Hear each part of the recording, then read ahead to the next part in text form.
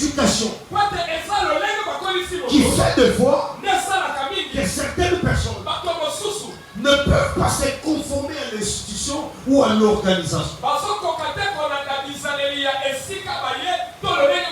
Ils ne savent pas.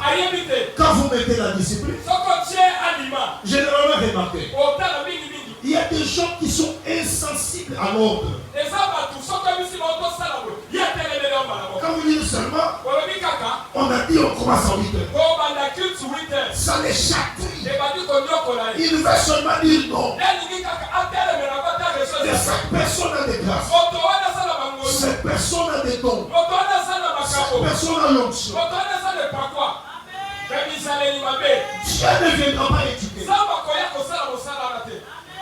C'est pourquoi Paul dit à Timothée, efforce-toi. Efforce-toi à te présenter.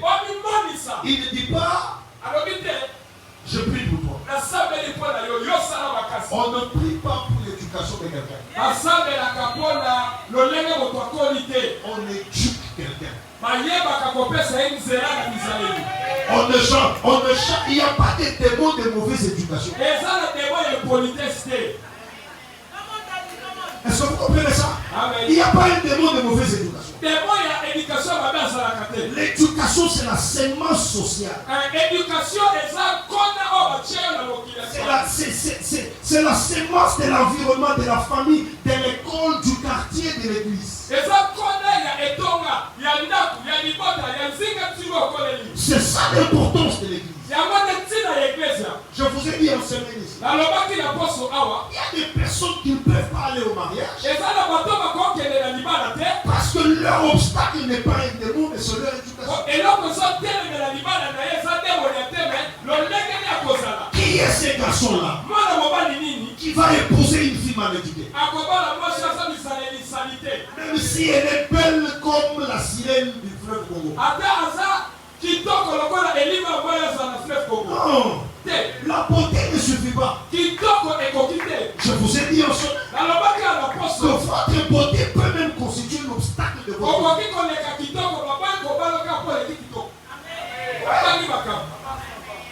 Alléluia.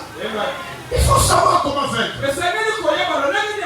Il y a des choses qui vont faire que le Seigneur te donne une certaine approche. Quand on te regarde, on voit que non, dans ce garçon, en dehors du fait qu'il connaît, mais il est bien.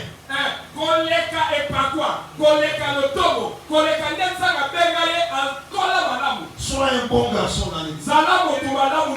Sois un bon frère en famille.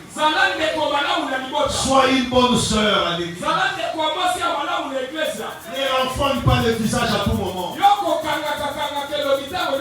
Ouvre ton visage, souris. Il y a des gens qui ont souri en 2024.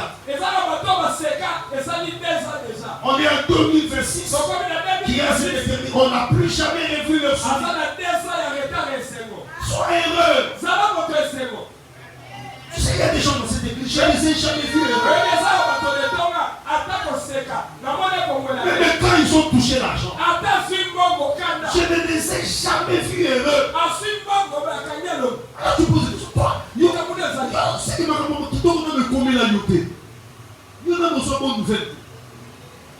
C'est resté immature. C'est resté immature. La vie n'est pas sérieuse. La vie elle n'est pas sérieuse, ne la prenez pas au sérieux.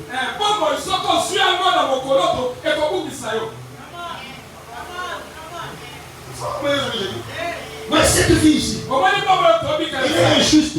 Elle n'est pas sérieuse. Alors vous, ne l'attendez pas. Parce qu'elle va vous décevoir. Agissez. Soyez proactifs. J'attends que la vie me donne une femme. La vie me donne une femme. J'attends que la vie me donne un homme. J'attends que la vie te donne un homme. Attends, tu verras la femme de la vie. Tu verras l'homme de la vie. Parce que je parle à quelqu'un. Elle n'est pas sérieuse. Ce n'est pas parce que vous êtes nés dans la même famille que vous vous aimez. C'est faux, c'est une illusion. C'est une illusion.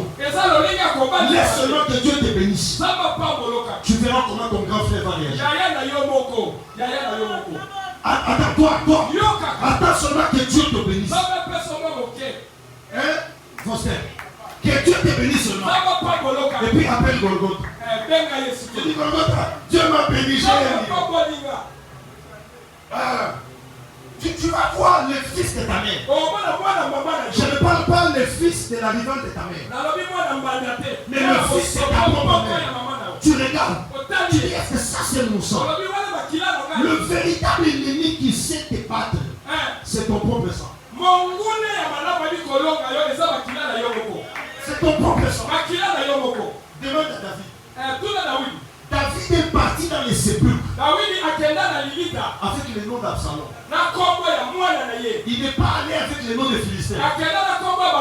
Si tu demandes à David, je l'ai croisé le week-end passé. J'ai dit David, de tous tes enfants, quel est ton redoutable ennemi? Depuis que toi tu es roi, il ne va pas te citer un Philistin. Il ne va pas te citer un Ammonite. Il ne te citera pas un Moabite. Il va dire Absalom, le fils de ses entrailles. Parce que, écoutez, de tout le règne de David, personne ne l'a fait fuir le trône de son père. C'est Absalom qui le veut. Et Absalom organise même une fête. En fait, dans la maison de David, il y a deux grandes fêtes. Il y a la fête d'Adonijah et il y a la fête d'Absalom. Confrère SSM, ça on ira là-bas, je vous laisse. Il y a deux grandes fêtes. Retenez ça. Bon, allons à notre principe. J'avais dit, donc il faut croire en soi-même. Il faut croire en soi-même. Crois en toi. Tu es pasteur, tu es docteur, tu as fait de quoi ton diplôme. Crois ton diplôme. Crois que tu peux faire des affaires. Crois que l'argent où tu investis dans quelque chose, Dieu, ça va fructifier. Parce que la parole dit que là où tu poseras ta main, Deutéronome 28 dit, ça va prospérer, ça va pousser. Je ne peux pas faire quelque chose et échouer. Impossible. Je ne peux pas mourir de faim parce que j'appartiens à Dieu. J'active la parole de Dieu. J'active la parole de Dieu.